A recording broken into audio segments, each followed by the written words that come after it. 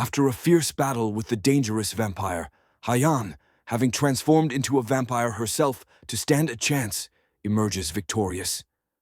Exhausted but determined, she begins her quiet journey back home, leaping across rooftops under the cover of night. The city lights blur beneath her as she moves swiftly, her eyes scanning the familiar path back to the orphanage she calls home. Once inside, she steps silently through the dim corridors, careful not to wake anyone. Her expression is tense. She's searching for something important. Then her gaze lands on a small bundle of clothes tucked away in the corner. Reaching into them, she pulls out a delicate yet mysterious object, a crown of thorns. Without hesitation, Haiyan places the crown upon her head. As she does, a soft glow surrounds her, and her vampiric features begin to fade. Her fangs retract, her eyes lose their eerie glow, and she slowly returns to her human form. Relieved, she lies down on her bed, the crown still resting gently on her brow. But even in this quiet moment, a heavy thought presses on her mind. If anyone were to find out what she truly is, a vampire, she'd be expelled from school and unable to live among normal people.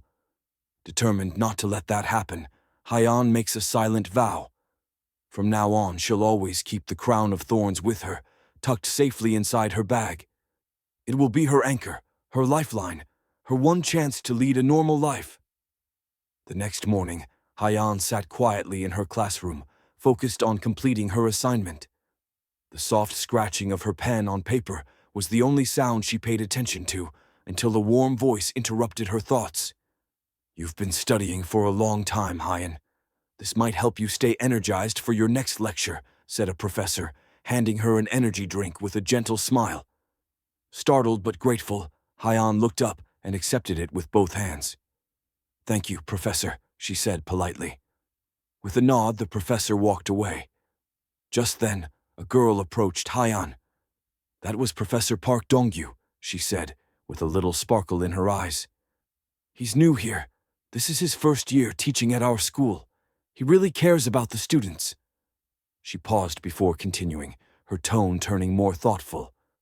"I heard he had a rough childhood, raised by a single mom. He used to work during school hours to support himself, and still managed to graduate with top honors. Came straight here to teach." Haiyan turned her gaze toward the professor. A soft determination glowed in her eyes. "I want to be like him," she thought. "A good student, a good person." Before the thought could settle fully, the school bell rang sharply. Later, Haiyan was walking home with her friends, the sun beginning its descent behind the rooftops. One of them turned to her with wide eyes. "Hey, I heard you had a run-in with a vampire. Is that true? Are you okay?" Haiyan raised her arms playfully and spun once. "I'm perfectly fine," she replied with a smile. Another friend scoffed. "I also heard that Sunbei left you behind. What a jerk." Haiyan shook her head. "It's okay. I got out safely. That's what matters." The group walked on, chatter swirling around them like wind. "You know," one friend said suddenly, lowering her voice, "statistically, 1 out of every 10,000 people is a vampire. That means there could be at least 2 vampires in our school." As the words left her mouth, she shivered and clutched her arms. Just then, Haiyan stopped in her tracks. In the crowd ahead, she spotted a shadow, tall and still, with glowing red eyes piercing through the bustle of students. Her body tensed. A chill raced down her spine, and she began to tremble uncontrollably. "No," she told herself firmly. "Not now." She yanked at her braid, a small act of grounding herself, of reminding her body who was in control. This isn't the time to become a vampire. And with that, she forced herself to move forward, steadying her breath, pushing down the fear that clung to her skin like frost. As Haiyan slowly regained consciousness, distant voices from a group of students reached her ears. She kept still, listening. "Did you hear about the massacre in Busan?" someone said. "An entire family, killed by a vampire." "They're monsters," another replied. "We need to keep our distance. If this keeps happening, humans won't survive. Vampires will take over everything." Another voice spat bitterly. "They should all be wiped out. Disgusting creatures." The words stabbed at Haiyan. Her chest tightened as memories surfaced, memories of a lonely childhood. Back then, no one wanted to talk to her. No one played with her. Haiyan sat alone in silence. Her only companions were books. They were her friends, her escape. One quiet afternoon, while she was sitting in the park with a book in her lap, a boy suddenly appeared beside her. "Oh, you're reading this one," he said, peering at the cover with interest. "I read it a while ago. It's really good," he smiled. "I'm Appa. What's your name?" Haiyan looked up, unsure how to respond. Slowly, she gave her name, and that's how their first conversation began. Sitting together on the swings in the park, they shared little things about themselves. One day, Appa asked, "I see you here a lot. Do you come home early from school?" Haiyan shook her head. "I don't go to school. I just read books." His eyes lit up. "Wow, really? That's amazing. I always wished I didn't have to go to school." Haiyan looked at him in surprise. Appa continued, "Honestly, I don't have any friends at school. If you want, we could meet at the library sometime, read books together." Haiyan hesitated, then asked, "Do they have a lot of books with pictures in them?" Appa paused, then understood. She couldn't read. She had only ever looked at the pictures. From then on, they met at the library often. Appa read stories aloud to her and shared things he'd never told anyone. Slowly, the library became their world, a safe haven, and over time, their bond grew. When Haiyan was with Appa, she forgot what she was, a vampire. She felt normal, human. But good things didn't last. One day, she noticed bruises on Appa's face.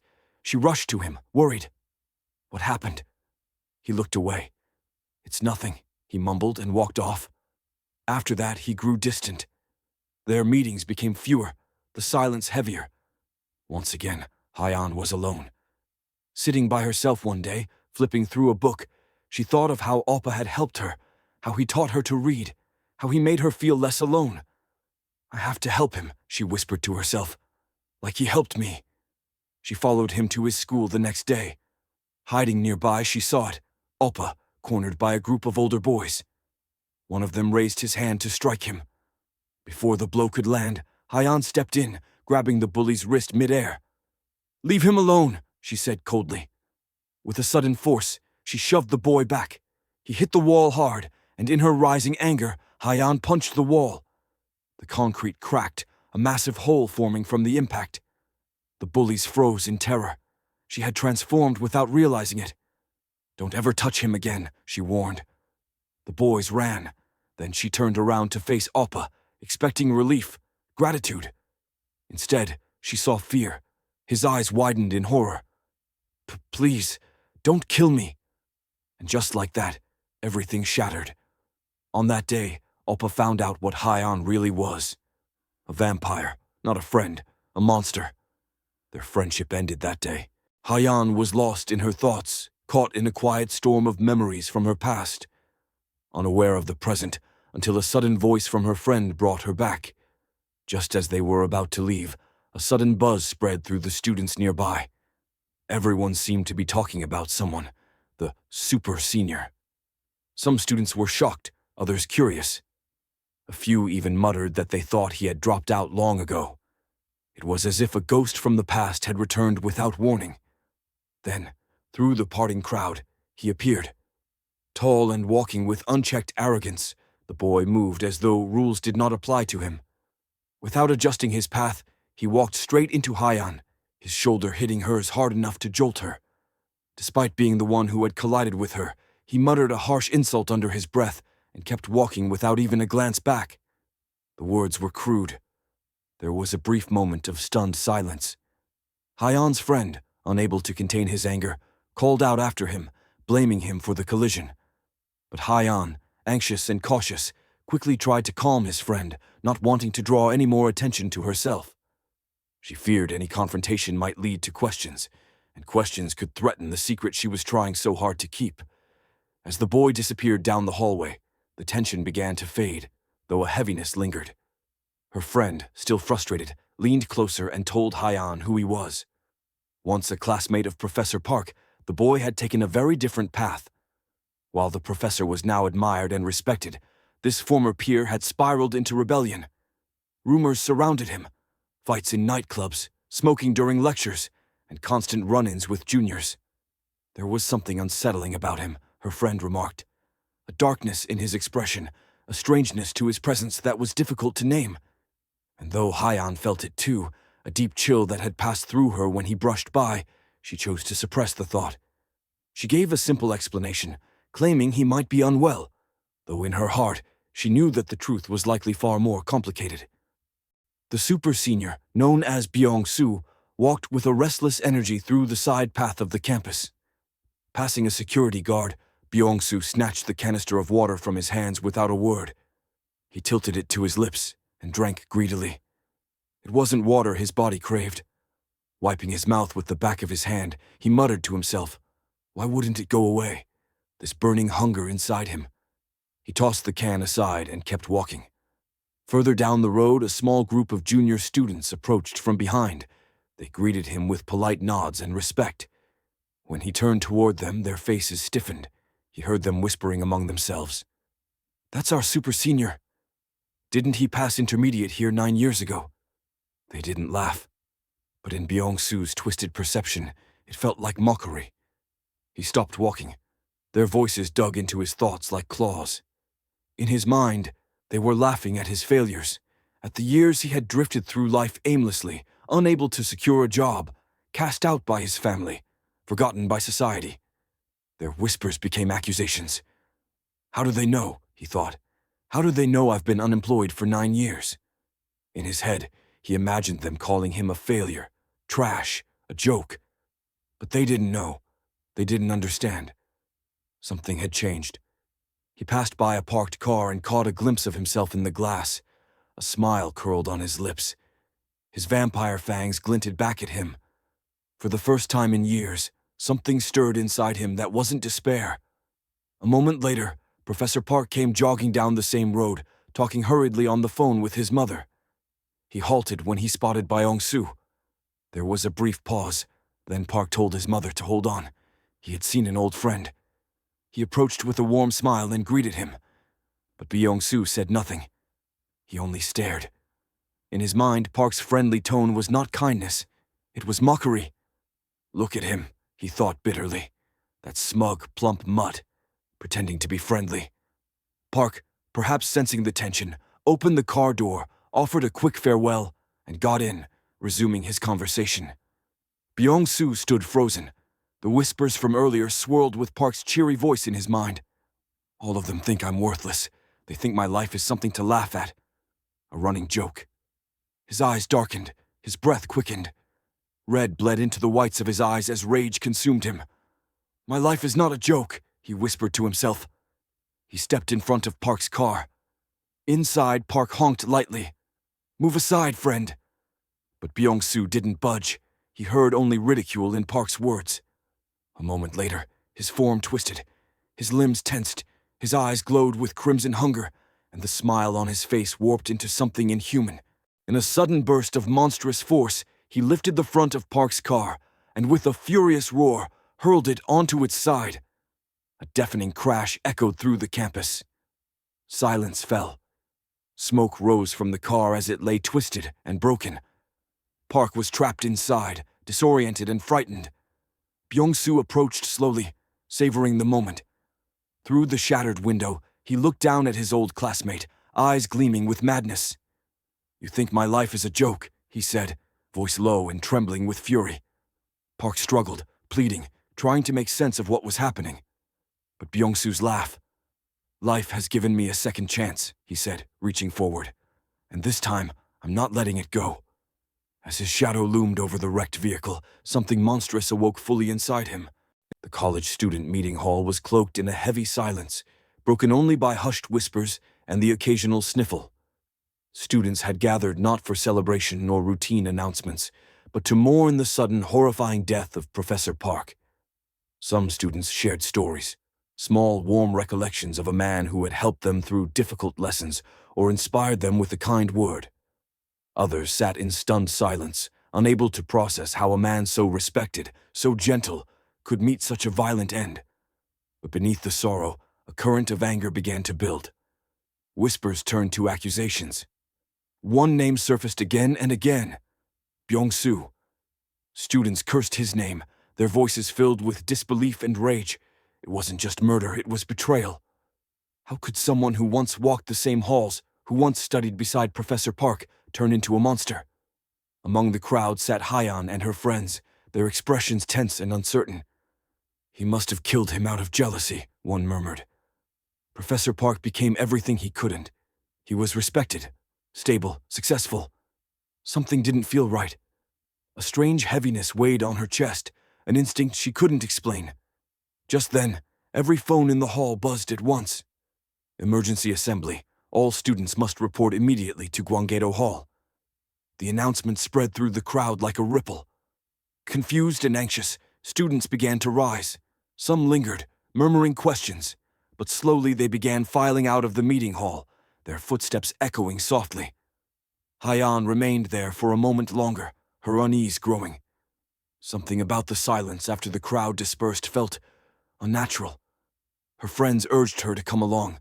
The room gradually emptied until it stood silent and still. But it was not truly empty.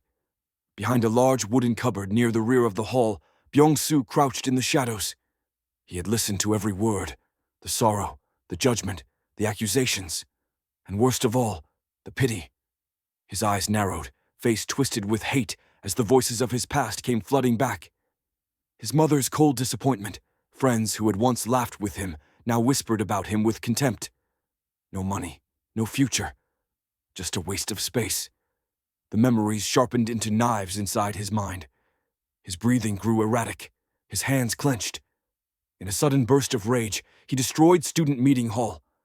His scream tore through the walls, a sound so raw and furious it could hardly be human. "I'll kill every last one of you!" His voice echoed like thunder inside the ruined Gwanggaedo Hall buzzed with whispers. Students gathered in rows, shifting uncomfortably as they waited for the faculty to begin the emergency assembly. Among them sat Haiyan's friends. But one thing became clear as time passed: Haiyan was missing. "Where's Haiyan?" one of the boys asked, looking around. Before anyone could answer, one of the girls muttered, "Did anyone see my face mask?" The group fell silent.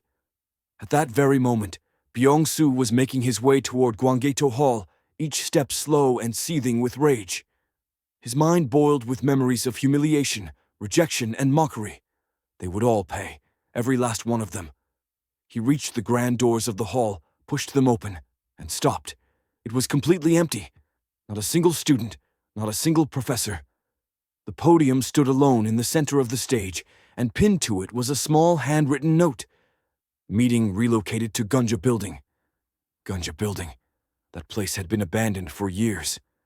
Back at Changed Assembly Hall, a crowd of confused students had cornered one of the professors, demanding answers. Why did the location suddenly change? The professor looked just as puzzled. "We never issued any change. I don't know who sent that message." Meanwhile, Byung-soo stood at the foot of the Gunja Building, its crumbling walls looming like a silent tomb. It was empty, no voices, no footsteps, no lights. He immediately realized what this was: a trap. And then he saw her. A lone figure stood near the center of the room, backlit by dim moonlight bleeding through broken windows. She wore a mask over her face, motionless, like a phantom waiting in silence. "Where are the others?" Byung-soo growled. It was Haiyan. Her eyes were filled with fury. "Forget about them," she said coldly. "Tell me, why did you kill Professor Park?" Byung-soo smirked mockingly, tilting his head. "What? Was he your teacher or something? Poor little girl." But then his expression changed. His voice dropped, coated with venom. "Fat scum like him should have known his place in life. I just reminded him." Haiyan's eyes burned. "That's your reason?" she asked. "You killed a man because he succeeded where you failed." There was a long pause. Then Byung-soo snapped, yelling, "Yes! That's why I killed that fucking bastard!" Haiyan stared at him in disbelief. What kind of person murders over envy, she thought. She stepped forward. "I want you to surrender," she said firmly, voice low and unwavering. "You'll answer for your crimes. Apologize to Professor Park's family. People like you are the reason others fear walking home at night. Byung-soo scoffed. She kept walking until she reaches near him, and then his fist shot out. A brutal punch landed in her stomach. The impact launched her across the room. Byung-soo chuckled darkly, admiring his strength. There's no limit to my power. But before he could finish his sentence, a blur moved behind him. He froze. Haiyan's voice rang out from right behind his back. Do you really think that makes you powerful? Byung-soo spun and threw another punch, but Haiyan vanished, dodging with unnatural speed. She appeared again, yards away, standing tall and composed. His eyes widened. This speed, this strength. It wasn't human. It wasn't until now that he saw it clearly. Her eyes glinted with the same crimson hue as his. And suddenly, it all made sense. She had set the trap. She had lured him here. So, he said slowly, voice filled with cruel admiration, you're special too, just like me. Byung-soo now asks Haiyan to take off his masks so that he can see her face, and then he asks her how she kept herself calm in middle of all students. Didn't she want to drink the blood of all the students? Haiyan didn't respond. She kept still. Byung-soo again shows his devilish smiles and says, hey, come on. I'm just asking to remove your mask, not your clothes. Haiyan still remains silent. Byung-soo puffed, saying, now I understand why. Don't you want to remove your mask because you're hiding your identity among the students of our school? He further added, don't worry, I'm not going to tell anyone about you. This time Haiyan responds, I'm covering my face because you'll see my face, then I have to kill you. It's for your own safety. As Haiyan finished her words, Byung-soo dashed very fast towards her and starts attacking her. She didn't get a chance to respond. It seems that this time, Byung-soo was dominating and throwing punch after a punch on fallen Haiyan. While attacking, he kept on talking that the strength of vampires is determined by how much he can take blows from someone. Drops of blood flowing all over his face, shouting loudly. He kept on attacking. After beating Haiyan for a while, he stand aside from her, thinking that this time she is not going to get up. But before he blinks his eye, Haiyan was standing normally, as nothing has happened, asking him, this is all you got? Byung-soo can't believe his eyes what is happening. As he looked down towards his fists, he saw them bleeding. Now he realizes that he was hitting the floor of the building with his punches, and the sound of breaking bones are of his own. He lied down on his knees, growls it hurts, and asks Haiyan, who is she? She replies the same pain Professor Park have felt when you killed him. She asks how could you kill a man who was a friend of yours once, while Byung-soo lying on the ground grunting in the pain. After a moment, he sob and speak, when I think he was my only friend. I'm a devil. Saying this, he slowly gets up and says, who else would have let me use them as a toilet? And laughs. Haiyan replies, your life sucks, because you piss off when you get the opportunity in your life. As Haiyan finish, Byung-soo flies towards her to attack her, saying, let me see your face, pretty girls. But this time, Haiyan easily holds his fist, with a single hand circling him in air. Once or twice, she throws him onto the ground. Lying on the Byung-soo grunt in pain and looked towards her, realizing that she was better than him. Byung-soo reminds his old memories when he was converted into vampires for the first time. Other vampires let Byung-soo to their blood to reborn as vampire because they find him special. Within few days, he was killing people to drink their blood to survive, as normal people takes months to adopt the changes. Other vampires were surprised with Byung-soo's ability because he was quite daring and cruel too. They tell him that life expectancy for a mixed blood would be 5 or 4 days, which can turn into infinity if they drunk blood on regular basis. They also warn him that if you ever faced a vampire who was angel of death, keep your mouth shut and show respect, as they are king and queen of the vampire world. If you come across one, beg for your life. Byung-soo realizes the Haiyan was that angel of death, but he got late to realize this. Haiyan dashed towards him in aggression in her dangerous vampire form. Punch after punch, one after another, there is dust all over, nothing visible. After a moment, Haiyan jumped from the building, holding Byung-soo by his neck, who was brutally injured, broken teeth and bleeding face. Falling towards the ground in speed, Byung-soo begs for his life, saying that he is ready to face the consequences for his acts. Haiyan replies, "Then die, you fucking bastard." At very next moment, a blast as they hits the ground. Cracks all over the ground, showing the intensity of the impact. Byung-soo dead lying on the ground, Haiyan standing near his corpse. Within few moments, Byung-soo's body vanished into this air like dust. At this particular moment, Haiyan remember Oppa face, along with Byung-soo face, who were begging her for their lives. She becomes sad, because she never wanted to hurt someone's body with her power. She slowly turns and walk away from there.